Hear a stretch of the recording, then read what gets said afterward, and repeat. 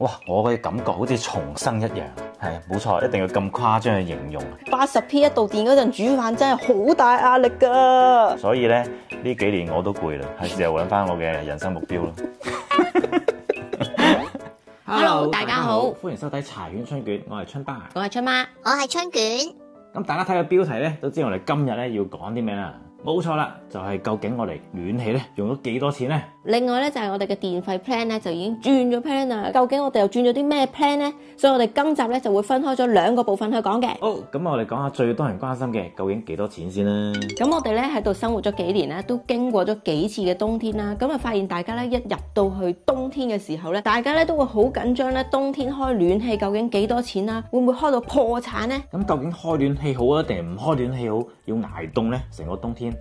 兩樣咧，我哋都試過晒噶啦。以前咧，我哋都有試過咧喺apartment住嘅時候，一人咧就攬住一張被，跟住捲埋咧就喺個廳嗰度喺度睇電視，又試過。跟住開一陣暖氣，又熄翻個暖氣，又試過。長開個暖氣都試過啦。咁啊，之前因為apartment嗰個死人電暖板咧，其實開極咧都唔會暖嘅。死人電暖板。咁啊，好彩我哋住咗都係半年左右啦。我哋轉咗去bungalow之後咧，開始用 gas 喎。用 gas 嘅暖板係真係暖好多嘅，所以咧嗰陣時嘅冬天咧，我哋就開始間歇性，如果凍咧就開下啦，咁啊唔算係長期開嘅，咁啊直接搬咗嚟呢一間屋開始咧，我哋真係長開暖氣啦。咁喺揭曉我哋今個月嘅煤氣費之前咧，先講下我哋呢一間屋嘅狀況先。咁呢一間屋咧係4房2層高嘅屋嚟嘅，而我哋隔離咧係冇黐住人哋間屋嘅室內嘅位置啦。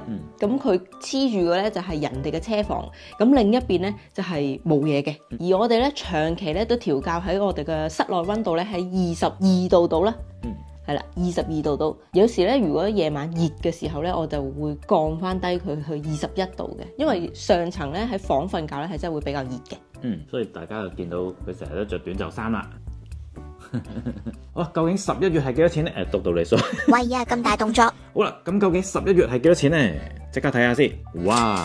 我哋上個月11月咧係136.3磅啊，算唔算好貴咧？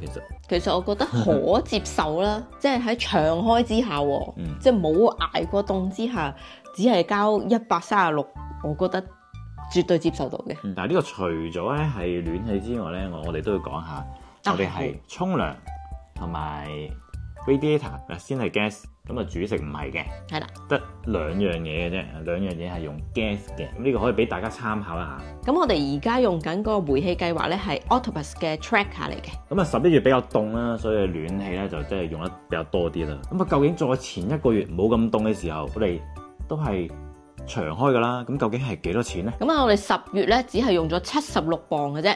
哇，足足一半喎。真係凍好多嘅11月。係啊，所以咧冬天嗰個 gas 費咧，真係你大家要預咗係突然間3級跳噶啦。其實開下同唔開下，同你長開咧，我覺得好感覺唔係話爭好遠咯。個價錢上邊，之前咧都有聽過好多朋友咁講噶啦。咁當時咧我都半信半疑嘅，究竟係咪真係長開冇咁貴啊？原因咧可能係因為你要喺嗰個溫度保持咧，佢跌少少，跟住佢即刻煲翻少少上去，但係好過你跌到落好低嘅時候先一次過煲翻上去咧，咁個能源可能會嘥得仲多，所以我哋長開咧反而真係冇咁貴。咁啊，當然大家都唔一定好似我哋 set 21、22度嘅，可以 set 低啲都得嘅，都係視乎你自己個體質啦，個人喜好啦。有啲人可能覺得18度都覺得好熱噶嘛。係啦，同埋每一間屋個狀況都唔同嘅，有啲朋友嘅屋企真係會比較熱啲，有啲朋友屋企係比較凍啲嘅。所以我哋呢個係俾大家參考嘅啫。好啦，咁我哋講完個煤氣費之外咧，仲有一樣嘢要宣佈啊！宣佈啲咩咧？就係我哋已經轉咗 plan 啊！咩 plan 啊？呼吸 plan 啊？呼吸 plan。講緊嘅係 Octopus 嘅 Go， 已經冇用 Argel 啦，我哋。咁究竟點解咧？咁我哋之前咧就有介紹過 Octopus 嘅 Argel 呢個 plan 啦。咁啊好多謝咁多觀眾跟咗我哋轉。咁我哋都收到好多觀眾啊、朋友啊 PM 話：喂，轉咗咧真係平咗好多喎！特別咧係業主啊，佢平時交開500磅電費㗎，一轉咗 Argel 咧，每個月交200幾啊，真係開心到咧見牙唔見眼咁啊！不過咧平嘢同埋付電費啊，梗係唔係話永遠都會有㗎啦。近呢個月啊，咁我哋都見到 Argyle 咧付電費咧真係越嚟越少啊，同埋有時有啲時段咧係非常之貴，甚至乎我哋見過有啲時候咧係升到上 80p 一度電嘅。係啊，80p 一度電嗰陣煮飯真係好大壓力㗎。係啦，咁啊 80p 一度電究竟煮飯好啊定出街食好咧？呢樣嘢有時都幾掙扎嘅啫。雖然咁某啲時段，譬如4至7咧係的確貴啲嘅，咁我哋盡量都唔用啲太過嘥電嘅電器啦。但係其他時段咧，例如夜晚可能9點幾10點開始，我哋見到有時咧都係可能20幾 p 一度電，都唔算話太平喎。咁對於咧我有2部電動車咧需要叉電咧，我覺得唔係太過抵啦。而且咧睇翻個數據咧，11月啊，我叉電車嘅費用咧真係高出平時好多啊！我平時咧2部車加埋咧只係30-40磅一個月嘅啫，咁我係行1000 mile 左右嘅一個月。但係上個月咧11月咧係足足貴咗差唔多1倍啊，係60幾70磅一個月啦。當中我記得係只係有1-2日係付電費嘅啫，咁其他日子咧都係捱緊貴少少嘅 rate， 所以咧我哋先諗究竟係咪應該轉 plan 咧？應該要瞓覺。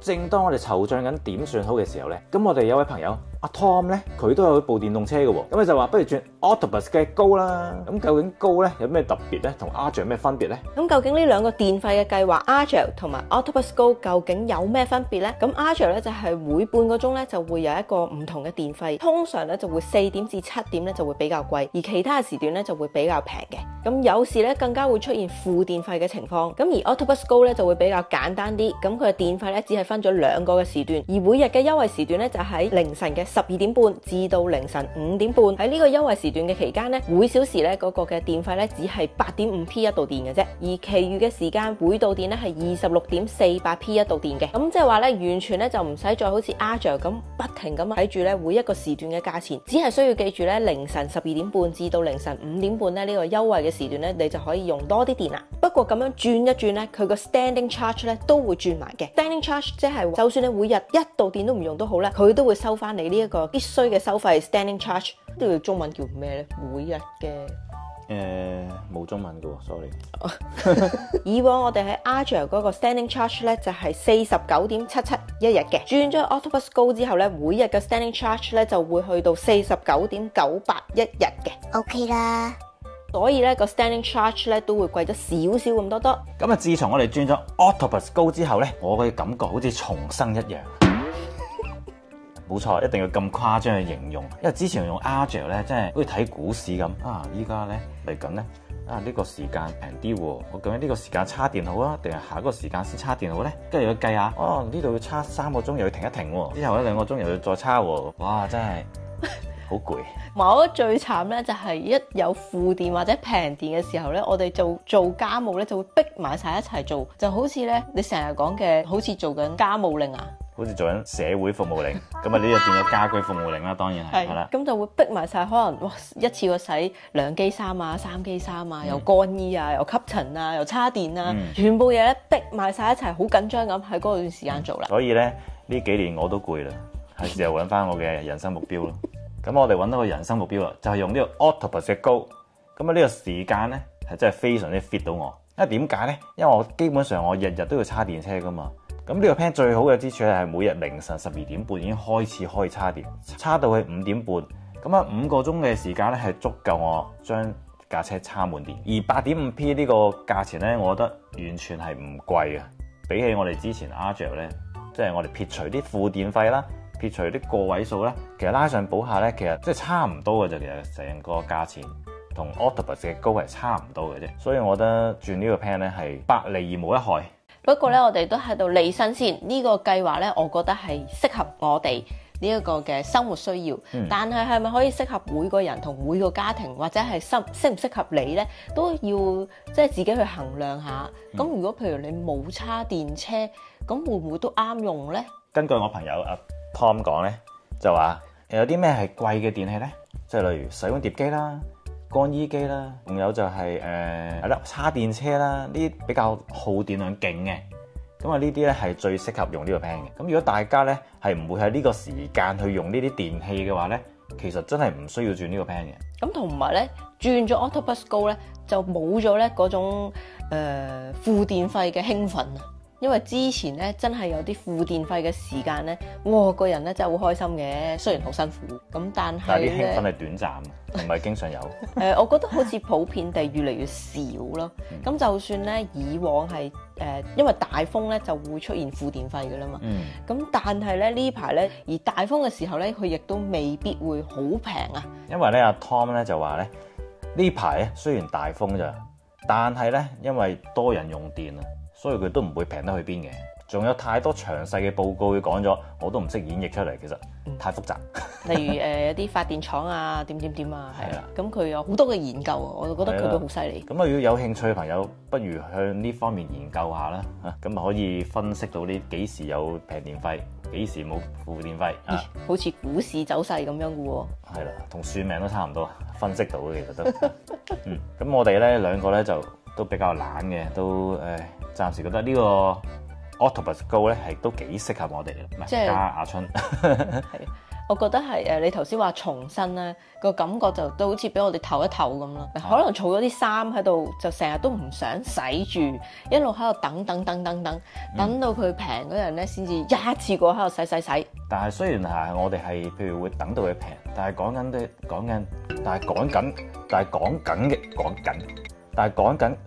唔到呢個自己。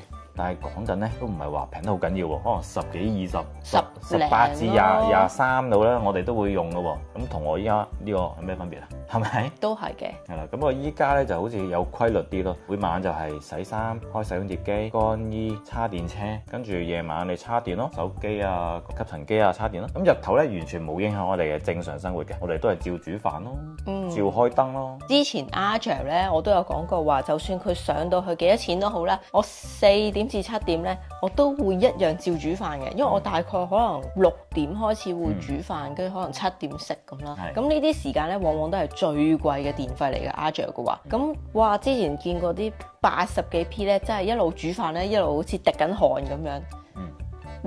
冇錯。咁但係我又唔想改變我因為電費而改變個生活計劃，所以咧我都會照用嘅。話冇改變咧，其實阿 Jer 都會令我哋有少少唔覺意改變咗嘅。所以咧，我哋為咗揾翻個人生目標，所以咧轉咗 Octopus Go 啦。咁雖然話咧，我哋都盡量都唔話用電嗰度影響我哋自己生活啦。但係咧，其實我見到好多朋友仔咧都會嚴重地影響咗啊，因為咧佢會限住屋企人嘅沖涼時間啦。煮飯時間啦，唔去到8點都唔俾人開燈嘅，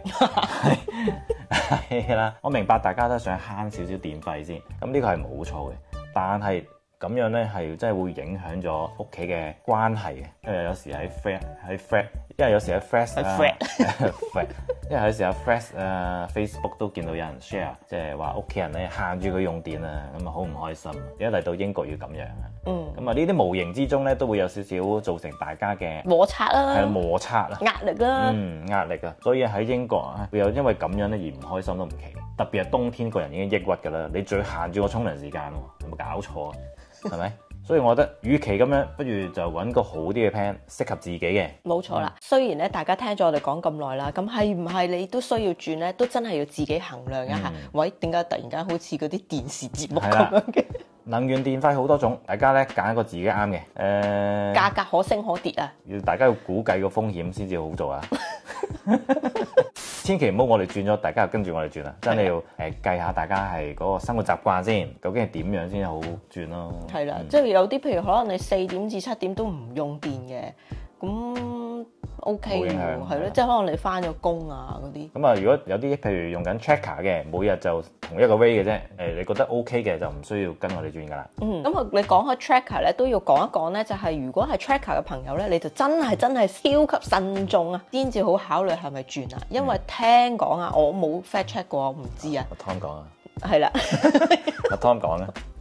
咁咧，因為 tracker 再轉出去咧，再轉翻入去嘅話咧，係需要等好長嘅時間嘅，即係因為佢要排隊去轉啦。咁未必話你轉完覺得呢個月唔啱，我想轉翻轉頭得唔得咧？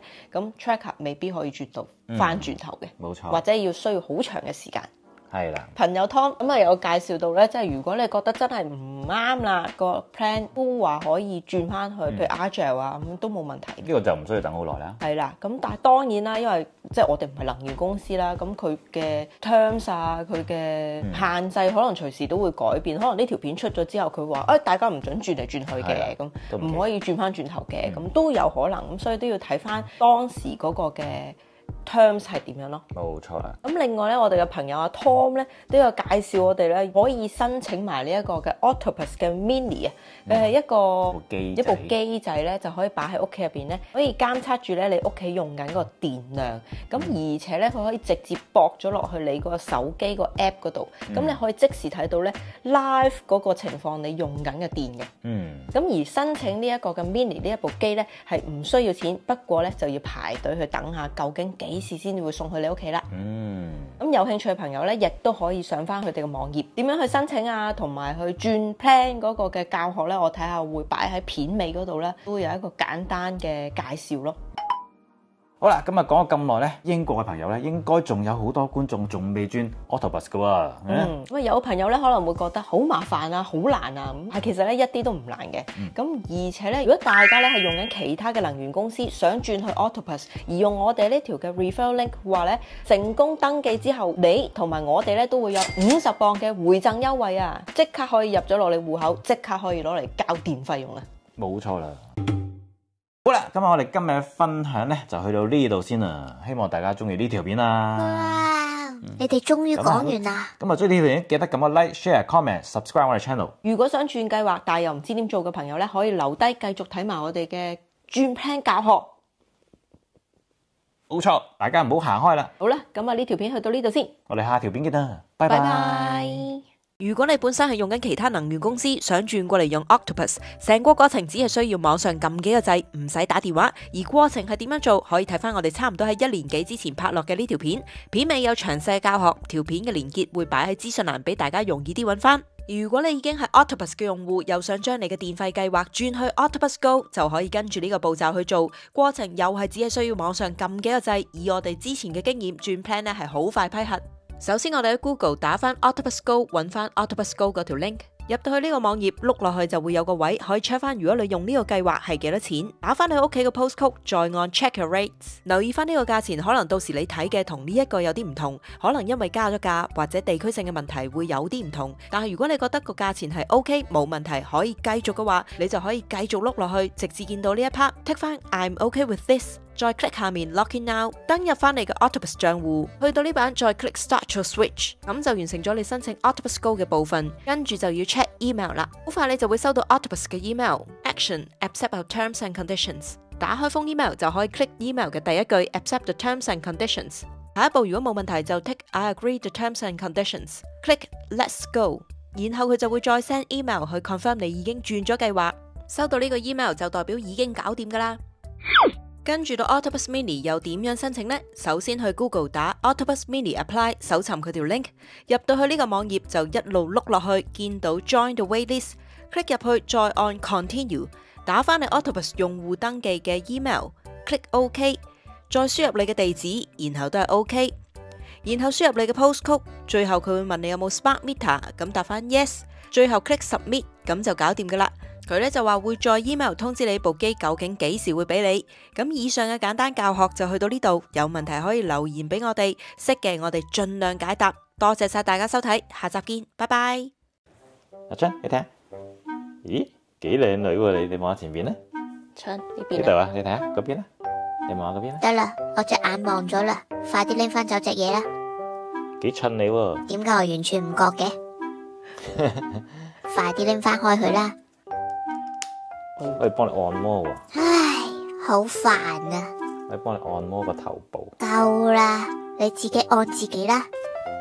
今日有8隻爪啊，可以幫你捏下個頭。好啦吓，真係有8隻爪嘅。